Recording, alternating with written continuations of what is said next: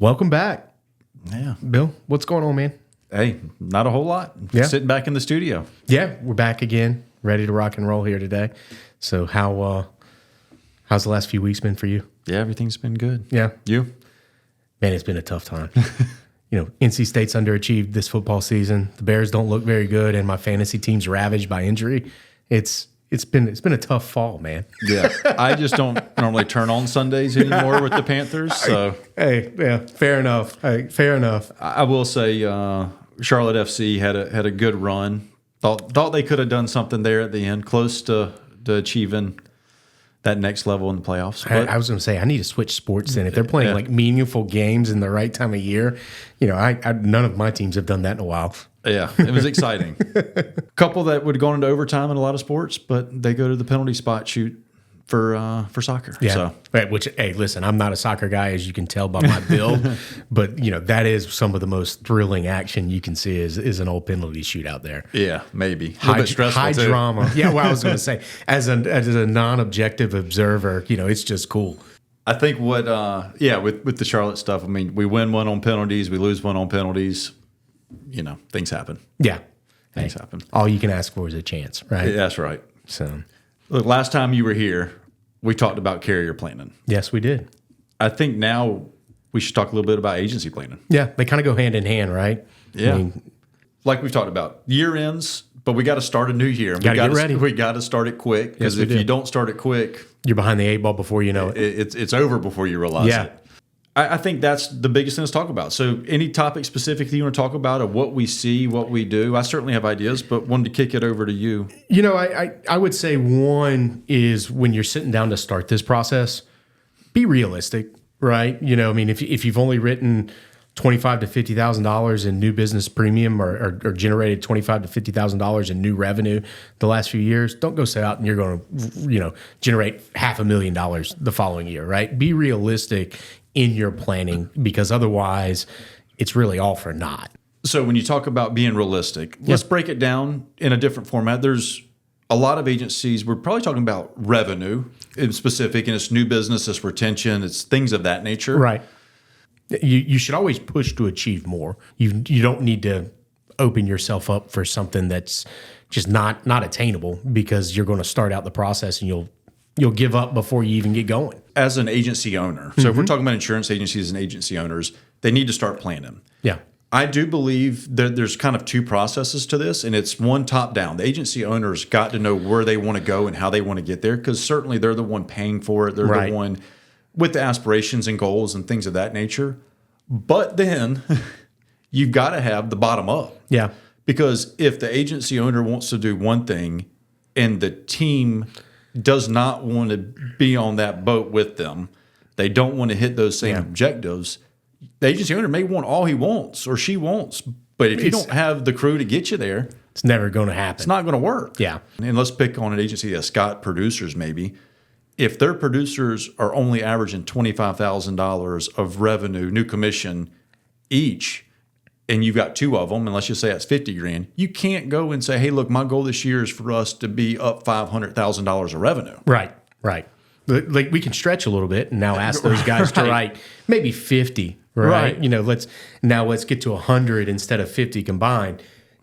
Or let's have that 50 in the back of our head, but let's still go talk to them and figure out, is it achievable? Right. They may have things going on in their lives that it's not achievable. It's just not going to work. Or they may be new that first year, and they could stretch from 25 to 100 even, because they're like, man, I'm good now. Well, I think to your point there, when we're looking at this planning, we're talking about new business planning right now, but retention's part of this, cross-selling, all of those are things that we're looking at. So I think part of what you need to do when you're planning from the top down is being cognizant of those employee roles. Yeah, I agree. I think so. If we hit on the top-down planning and understanding, I think as an owner, they need to understand everything that they can. The employees, certainly one thing. As an insurance agency, the market and the carriers you have. What happens when, and we've seen this, and we're getting ready to see it again next year, is carriers that get acquired or go out of business or do things, and there's policies that your agency might have, maybe 10, maybe 1,000. And so you've got to deal with what the market has presented to you. Right. You've got to deal with moving that from one to another.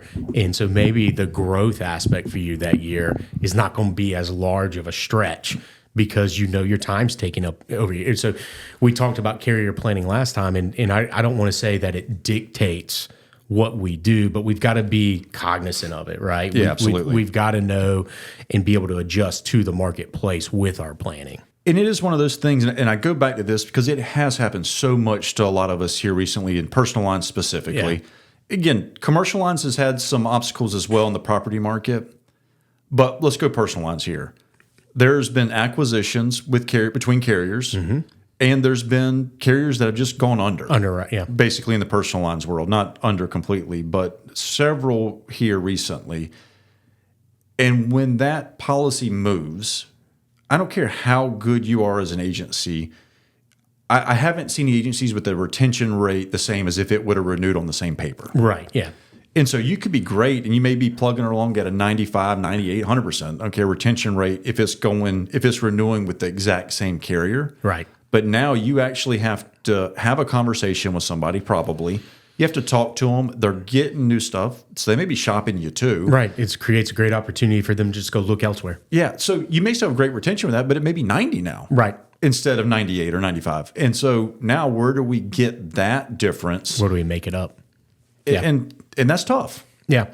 No, I mean, I think it's one of those things we said that it's all fluid, right? From year to year, it's all going to be fluid, and it's going to be fluid throughout the year, especially with what we've seen in the marketplace here recently with some of the ongoing changes we've seen with companies throughout the year. But I think it goes back to being realistic in what your goals and expectations are, and having that baseline of what to expect as you go into that year.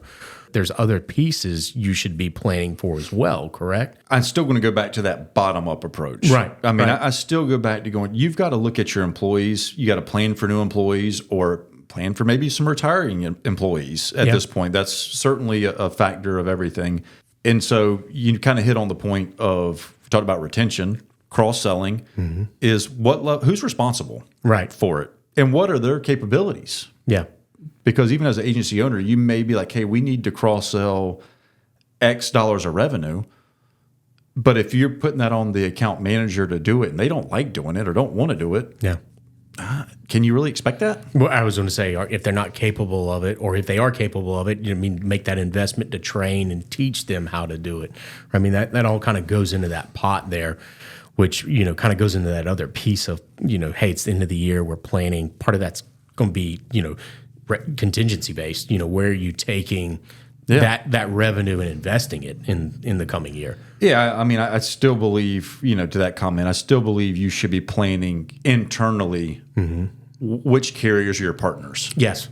Which carriers are giving you what you need relationship-wise, monetarily. Yeah. Certainly, of course. And I do think as an agency owner, it should be a big deal and a big planning process. And I do think that is more of a top-down approach. Right. With that said, there's still got to be that bottom-up going, hey, can we deal with that carrier if the agency owner is not dealing with them and dealing with the underwriters? Is it a smooth company to work with? Are their systems good? All that good stuff. You got to be mindful of that. But if all things were equal, I do think the agency owner needs to step in a little bit going, XYZ is our partner and this is our partner and these are secondary. Right. And so I do think that needs to come down because that may help hit revenue objectives faster. Yeah. I think kind of looking at what we talked about here with the planning, definitely something you should be doing. Definitely an important piece to success moving forward. But I think we've kind of hit everything on the head. Would you agree? Yeah. I mean, I think the biggest thing that I kind of say, and we do say this a lot, but I think you got to make it your own. We may have somebody listening right this second that's a sole proprietor. That does everything themselves. And maybe that planning process looks a little bit different than the agency that's got 10 employees or has got 100 employees. Right.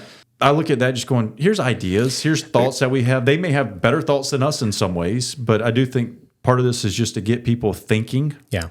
Well, I think that's one of the themes in everything we've done is, hey, look, you're an independent agent. You've got options, right? Yeah. You dictate, you own it, you determine how you do it. I think our biggest topic or our biggest recommendation here is do it. Do right? it. Yeah, I agree with you. Make it yours. Make it your own, right? You are independent. Right. I think back early into my career, one of the things, and it's evolved over time, and I think planning is one of those. I go into a lot of independent agents, and it's not a focus for them, honestly. They just kind of take what a carrier gives them, and they just check a box and they move on. Yeah. And it's, I think one of the hardest things to do is just start doing something, right? Yeah. And even if as you said, hey, take your top 2 carriers and just start with them, and then let that kind of help create guidelines for you to create your internal planning. Just do something. You're better off by doing something, and let that grow and evolve over time as you wrap your hands around it a little more. Set goals, set things that you want to achieve, stretch for them. Yeah. And maybe reward yourself for them too. It's one of those, if you're the agency owner, and there's so much technology out right now. There's employees that are out there probably looking for jobs. There are ways you can spend money to grow your agency. Yes. And so I think you look at it going, if you're hitting the right objectives and you're hitting where you want to hit, maybe you reward yourself with going and buying the new system, whether it's a new phone system, new computer system, or new AI, virtual technology, assistant, whatever it might be. Yeah. I think, and I probably said it in other episodes, I think one of the biggest challenges of being a small business owner in general is accountability, right? And, I think that's one of the, there's some people who are great employees because they need an accountability partner, and there's others who they're great business owners, but they struggle in the accountability, sort of standpoint. And I think if you start planning, you can at least create the framework to hold yourself accountable for what you're doing throughout the year. And Right. you'll start to see better success in doing that. Yeah, I agree with you there. Anything else you think we should cover? Or? I'm good, man. All right. Well, until next time. Yeah. We'll see you. Yeah. Everybody go like, subscribe, and we'll keep it rolling. Yeah, good to see you again, Travis. Good to see you, Bill. Thanks for tuning in. You can catch our Build Your Legacy Insurance Edition podcast on YouTube, Apple Podcasts, Amazon Music, Spotify, or wherever you get your podcasts. Be sure to subscribe, leave us a review, or send us over a topic recommendation at podcast@siaofnc.com. If you're interested in learning more about what we do, visit us online at www.siaofnc.com. We hope you enjoyed our newest episode. See you next week.